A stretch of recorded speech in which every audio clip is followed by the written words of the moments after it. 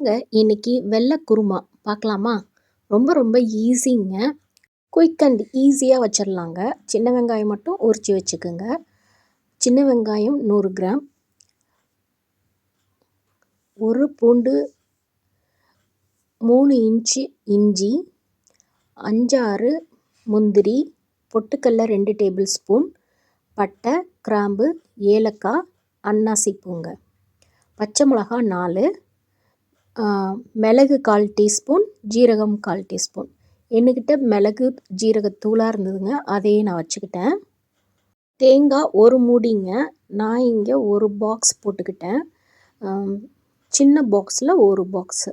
இங்கே திருவியே விற்பாங்க தேங்காய். ஸோ அதை தாங்க வாங்கி நான் யூஸ் பண்ணிக்கிட்டேன். இதை பாருங்கள், இதில் இந்த மாதிரி சின்ன பாக்ஸில் ஒரு பாக்ஸு, ஒரு மூடி திருவின கணக்குக்கு வருங்க. இது எல்லாத்தையுமே நம்ம இப்போ அரைச்சிட வேண்டியதான்.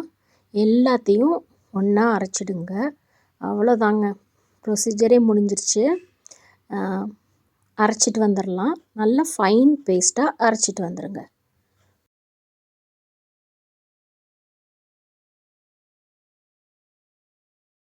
ஸ்டவ்வை ஆன் பண்ணி லோ ஹீட்டில் வச்சுக்கோங்க. 1 டேபிள் ஸ்பூன் ஆயிலுங்க. கல்பாசி மஸ்ட்டுங்க. இந்த குருமாவுக்கு வந்து நல்ல டேஸ்ட்டு, நல்ல மணத்தை உருவாக்குறதே இந்த கல்பாசி தான். கல்பாசி, கருவேப்பில்லை, பெரிய வெங்காயத்தில் ஒரு வெங்காயங்க. நல்லா கொஞ்சம் குண்டு குண்டாகவே கட் பண்ணி போட்டுக்கோங்க, அப்போ தான் நல்லா டேஸ்ட் இருக்கும். நல்லா வதக்கிக்கிங்க. ரொம்ப வதக்கணும்னு அவசியம் இல்லை. ஒரு கிளாஸியாக வந்தோடனே நீங்கள் வதக்கணும். அதை கொஞ்சம் உப்பு போட்டுக்கோங்க. அரைச்சி வச்சுருக்க மசாலாவை போட்டுட்டு தண்ணி ஊற்றிட வேண்டியதாங்க. உங்களுக்கு எவ்வளோ குவான்டிட்டி வேணுமோ அந்த அளவுக்கு தண்ணி ஊற்றிட வேண்டியதான். இல்லை வேறு எந்த மசாலாவும் வேண்டாங்க. இதுவே நல்ல காரமாக நல்லாயிருக்குங்க. இட்லி, தோசை, சப்பாத்தி இதுக்கெல்லாம் வந்து சரியான காம்பினேஷனாக இருக்குங்க. ரொம்ப ரொம்ப ஈஸி. பேச்சுலர்ஸ் வந்து ஈஸியாக வச்சிடலாங்க இந்த குருமாவை. எல்லாத்தையுமே அரைக்க வேண்டியதான். எண்ணெய் ஊற்றிட்டு இந்த கல்பாசியை மட்டும் போட்டிங்கன்னா போதும். வெங்காயம் அவ்வளோதாங்க. இதுக்கு வந்து கொதிக்கிற நேரம் தாங்க ஜாஸ்தியாகும். 15லேருந்து 20 மினிட்ஸ் வரைக்கும் நல்லா கொதிக்கணுங்க. கொதிச்சாதான் அந்த டேஸ்ட் வந்து நல்லா கிடைக்குங்க. அவ்வளோதான், கொத்தமல்லி தூளை போட்டுக்குங்க. 15 to 20 மினிட்ஸ் கொதிச்சிருச்சுங்க. குட்டி பதமாகவும் ஆயிடுச்சு. நம்ம முந்திரி, பொட்டுக்கடலை எல்லாம் போட்டனால கொத்தமல்லி போட்டுட்டு நல்லா கொதி வந்தோன்னே ஆஃப் பண்ணி அந்த சைடு அப்படியே வச்சிடுங்க. அவ்வளோதாங்க.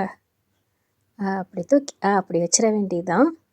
தோசைக்கல் போட்டுற வேண்டியதாங்க. 2 பர்னரையும் ஆன் பண்ணி விட்டு 16 இன்ச்சு தோசைக்கல்லை போட்டு நல்லா ஆனியன் போட்டு நல்லா வந்து அப்படியே இது பண்ணிங்க அப்படின்னா அப்படியே கருப்பாக வருங்க. அதை டிஷ்யூ வச்சு ரிமூவ் பண்ணிவிடுங்க. அது ரொம்ப கெடுதலுங்க. நான் இப்போ பாருங்கள், நான் பண்ணுற மாதிரி பண்ணிவிடுங்க. ஆயில் ஊற்றி டிஷ்யூ போட்டு ஆனியனோட 2ஆக கட் பண்ணிவிட்டு நல்லா பண்ணிங்க அப்படின்னா, இது புது தோசைக்கல்லுங்க, அதனால நான் அப்படி பண்ணுறேன். நல்லா ஃபுல்லாக இது பண்ணிவிட்டு திருப்பி ஒரு வாட்டி வாஷ் பண்ணிவிட்டு திருப்பி 2-3 வாட்டி இந்த மாதிரி பண்ணுங்கள் ப்ராசஸிங்க. நான் ஏற்கனவே பண்ணிட்டனால நான் உங்களுக்கு அதை காட்டலை. செட் தோசை ஊற்றிடலாமாங்க. இந்த குருமாவுக்கு செட் தோசைக்கு அப்படியே சாஃப்டாக உள்ள தோசைக்கும் சூப்பராக இருக்குங்க. அதே மாதிரி இட்லிக்கும் இந்த சப்பாத்தி வந்து 3rd தாங்க. தோசை, அதுக்கப்புறம் இட்லி, அதுக்கப்புறம் சப்பாத்தி தாங்க நல்லாயிருக்கும். இந்த குருமா ஃபஸ்ட்டு வந்து தோசைக்கு தாங்க சூப்பராக இருக்கும். ஸோ சாஃப்டாக தோசை ஊற்றிட்டு அவ்வளோதாங்க, வேலை முடிஞ்சுது. செட் தோசை ரெடிங்க. இப்போது இந்த கல் இருக்கிறனால எங்களுக்கு கொஞ்சம் ஈஸிங்க. டக்குன்னு ஒரு ஆளுக்கு வந்து 3 தோசை ஊற்றிட்டு அப்படி போய் என்ஜாய் பண்ணி சாப்பிட முடியுங்க. அவ்வளோதான், ரெடி ஆயிடுச்சு. இப்போ டேஸ்ட் பார்க்கலாமா?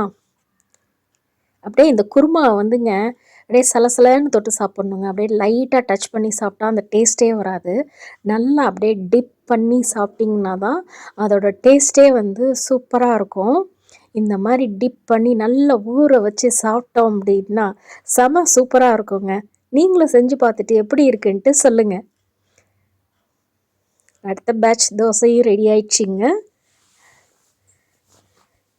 நீங்களும் இந்த மாதிரி ஈஸியாக செஞ்சுட்டு குடும்பத்தோட என்ஜாய் பண்ணுங்கள். பாய் பாய்.